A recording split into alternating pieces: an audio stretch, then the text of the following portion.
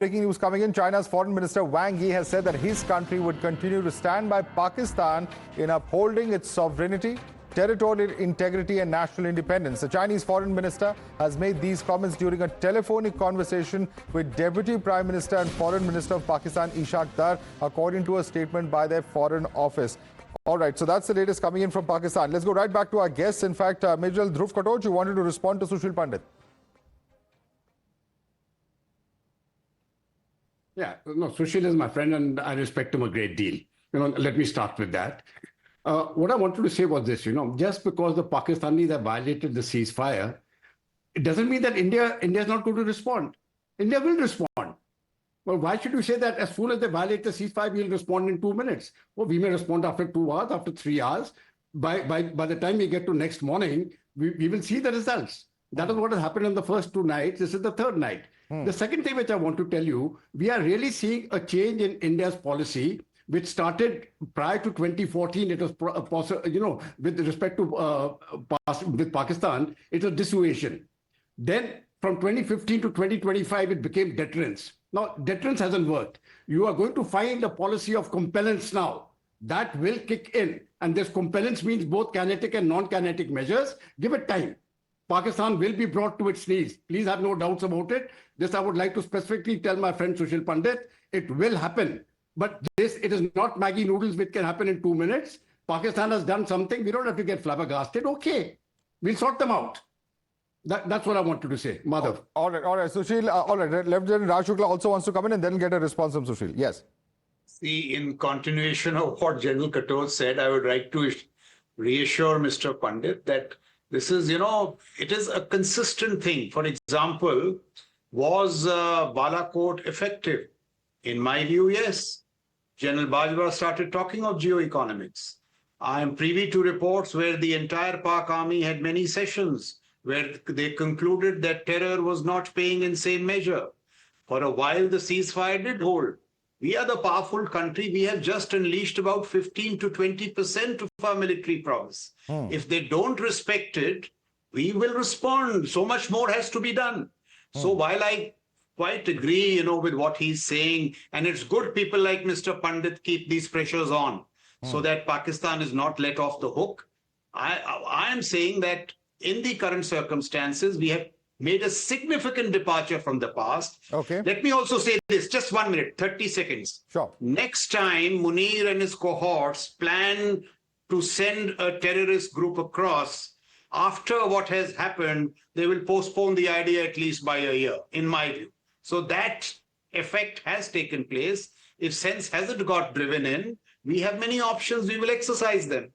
And the pressure that people like Mr. Pandit maintain is very welcome. All right. Sushil Pandit, you want to come in on that? Madhav, I'm extremely grateful for the indulgence of these esteemed generals, General Katoch and General Shukla, and I defer to their wisdom and experience. My only humble submission is, while it is right that we are calibrating in our response, we are every time going a few notches higher, and we retain the right to respond. It is this issue of responding every time they provoke, this issue that they have the initiative, they choose the time, they choose the place, they choose the provocation and the carnage, and then we look at responding. When will we reach a threshold where we start asking the questions? Which is that threshold where we don't have to keep reacting and responding because they've done something, they have inflicted an injury, they have provoked. There has to come a time where we will have to finish this for a few generations to come, finish this nice and proper. That is because we've been responding, and this responding escalation has been on for 30, 40 years. I don't know wasn't Mumbai a big enough threshold for us to sort this out? We didn't. But again, the comparisons to pre-14, I think it's very, very unfair to Mr. Modi. Mr. Modi's reference point cannot be Manmohan Singh or Rahul Gandhi. Mr. Modi's reference point is Mr. Modi's promise, Mr. Modi's assurance, Mr. Modi's expectation from him. That is the reference point to Mr. Modi or this government from 2014 on. All right, let me bring in Abhijit on this as well. Abhijit, one of the things that, many have talked about, and Srinjoy just put out that story, is that what forced Pakistan's hand ultimately were the airstrikes. We've seen, in fact, there is some satellite imagery coming in that suggests that perhaps even the runway at Sargodha and other air bases have been impacted. And is that, in your view, finally what has pushed Pakistan towards the negotiating table? So, Madhav, I've seen the high-res imagery. We've literally knocked out the runways on several these things.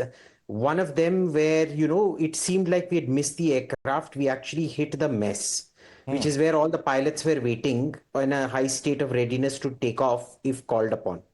Now, destroying aircraft, which is what the Israelis do, is brilliant. But you can acquire aircraft in 2 to 3 years. When you kill off the pilots, especially 40, 50 pilots like that, you take off, you literally shave 10, 15 years off an Air Force. Air Force pilots need to be trained. It's extremely hard, long-term training, you see. So there has been very, very serious damage inflicted. Second, you need to understand, look at what Pakistani accounts are doing right now. They put up a CNN shot claiming that it was India that approached America asking for a ceasefire.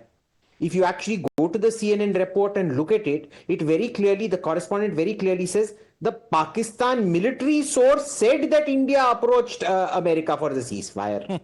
Right. So they're resorting to all kinds of games right now, which are, it's pathetic, really. You can see right through it.